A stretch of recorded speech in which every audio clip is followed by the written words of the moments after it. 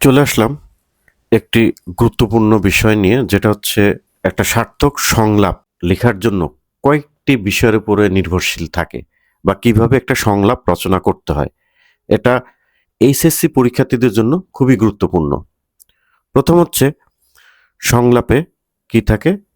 একটা বিষয় থাকতে হবে। ২, সংলাপ হতে হয় বিষয়ের সঙ্গে সঙ্গতিপূর্ণ বা সঙ্গতি সম্পূর্ণ। ৩, সংলাপের শুরুতে এবং শেষে সৌজন্যমূলক অভিব্যক্তি থাকা আবশ্যক।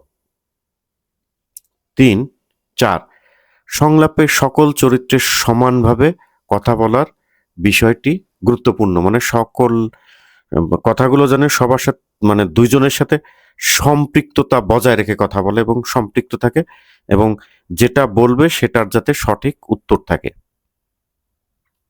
সংলাপ যথাসম্ভব সংক্ষিপ্ত ও সুপরিমিত হতে হয়। সংলাপে অনাবশ্যক শব্দের বোঝা চাপিয়ে সংলাপকে ভারাক্রান্ত করা যাবে না। পূর্ববর্তী সংলাপের সাথে পরবর্তী সংলাপের যোগসূত্র অপরিহার্য, মানে কি লিখছি শেষ পর্যন্ত সেটার সাথে যাতে তার সম্পৃক্ততা থাকে।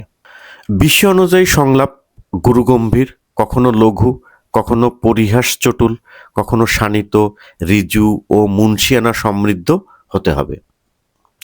সংলাপ যাতে বক্তৃতাধর্মী না হয়ে পড়ে সেদিকে অবশ্যই দৃষ্টিপাত রাখতে হবে, দৃষ্টি আবশ্যক। সংলাপ ও বক্তার মাঝে কোলন ব্যবহার করতে হবে। সর্বশেষ, ইতিবাচক বক্তব্যের মধ্য দিয়ে সংলাপ শেষ করতে হবে। তার মানে সংলাপে অবশ্যই ইতিবাচক বিষয়টা থাকতে হবে।